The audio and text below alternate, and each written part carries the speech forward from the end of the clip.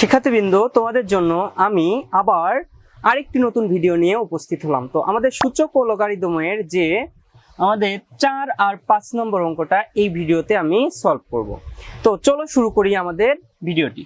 তো দেখো আমাদের এখানেও কিন্তু একটা সূত্র আমরা পড়ে আসলাম, a inverse n equal to 1/a⁴n। এই সূত্রটাই কিন্তু আমরা অ্যাপ্লাই করব।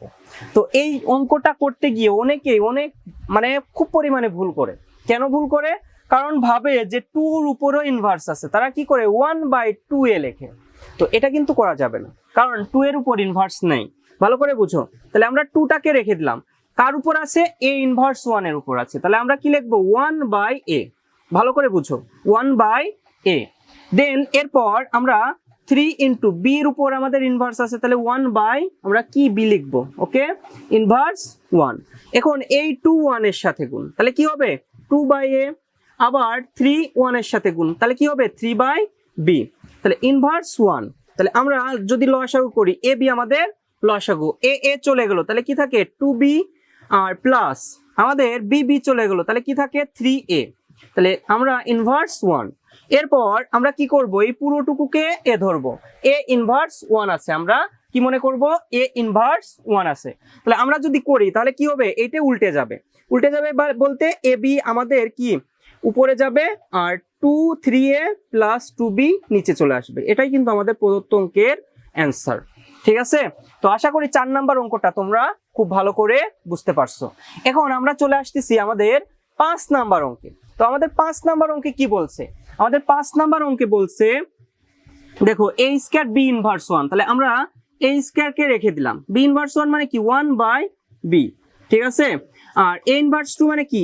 1/a² ইন্টু b, এর উপর হোল স্কয়ার আছে। এরপর আমরা কি করব? এই স্কয়ারটাকে আলাদা করব। তার আগে আমরা এই 1 এর সাথে a² গুণ করে দেই। তাহলে a² বাই আমরা কি পেলাম? b।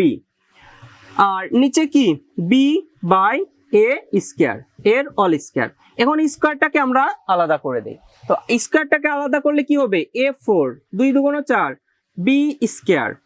ওকে, এরপর আমরা b² a4 পাচ্ছি। এখন এই লাইনটাকে যদি আমরা উল্টায় দেই, মানে a4 b² বাই আমরা যদি লিখি b² ক্রস, তাহলে a4 আমাদের উপরে চলে যাবে, সরি b² এখানে হবে না।